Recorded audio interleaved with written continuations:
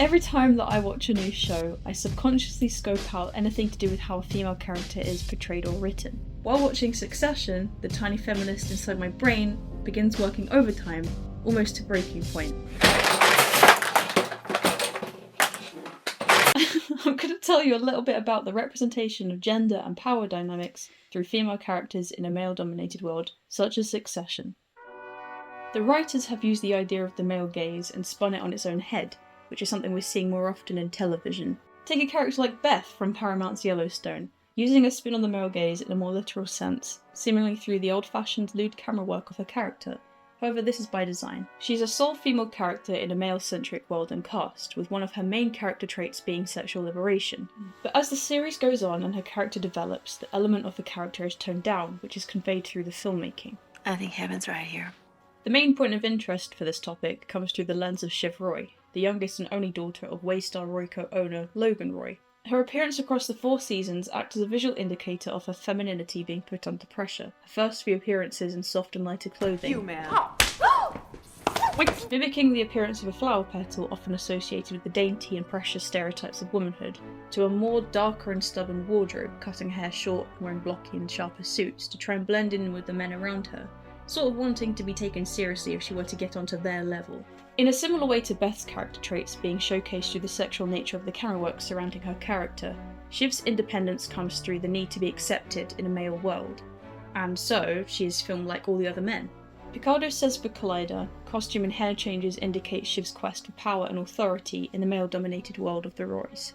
Shiv Roy is a relatively independent female character, consistently having to manage her life as surrounded by men. As she strays away from the life she built herself in the pursuit of the role of a CEO, her independence becomes skewed as she metaphorically becomes a caricature of her own, weaponizing femininity and feminist ideas for personal gain.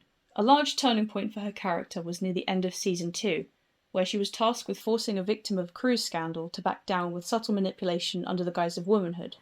Your life is gonna get ripped apart. Another clear example of this was her reaction to an incident that occurred between her brother, Roman Roy, and company general counsel, Jerry Kellman. This being the culmination of a season-long arc which Roman finally gets caught after sending multiple explicit images and messages to Jerry. After getting himself into a false sense of security, Roman sends a photo directly to his dad, mid-meeting. Roman! Following this, Shiv tries to speak with Jerry, putting on this facade of wanting to better understand how she's feeling being sent such explicit photos by her brother. But her ulterior motive is clearly to use this incident to get Roman into trouble, giving her another chance at the top spot. She claims that as a woman with such a delicate position as interim CEO, it is not a good look for Jerry to be dealing with such upheaval, and seemingly not being able to deal with her own sexual harassment, clearly trying to suggest a threat if Jerry doesn't play along with Shiv's narrative. With all this potential upheaval and you being in such a delicate position as interim CEO, if you can't deal with your own sexual harassment, then it's not a good look. I can cope.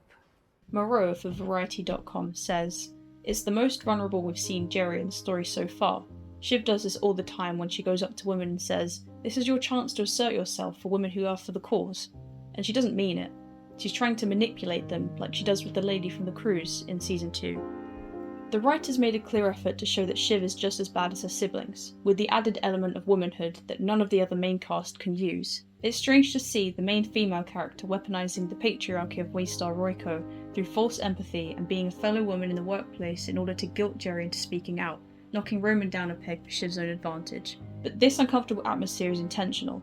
Shiv often uses the hardships that women face in the business setting to her advantage while also trying to point out its hypocrisy. Woman, that's a minus. Well, of course it's a fucking minus. She is written as a character with very little self-awareness, and that her applications of femininity and womanhood puts her miles above men in the business, when in reality, it brings her down to the level of those she takes issue with.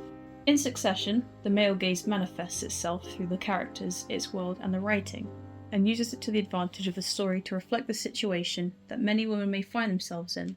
This theming is prevalent throughout the whole show, with its character and season arcs often revolving around the treatment of minority groups by those in power. One scene that clearly spells out this overtone is during Logan Roy's funeral. Shiv gives a eulogy that tells us that Logan was unable to fit an entire woman inside his head, viewing them in parts like an object, unable to see them as a whole human being. Oh, he was hard on women. While this is being said, the shots cut to both Jerry and Carolina, both women who have worked with Logan Roy for many years and have most likely experienced this objectification. You did okay, Dad. Little moments like these serve to remind us that the show successfully uses the male gaze for criticism of the system, and creates female characters that are not only caught in it, but find themselves using it to their advantage, having to use the very thing they're fighting against. It's a constant battle of keeping your head above the water while pushing your opponents under.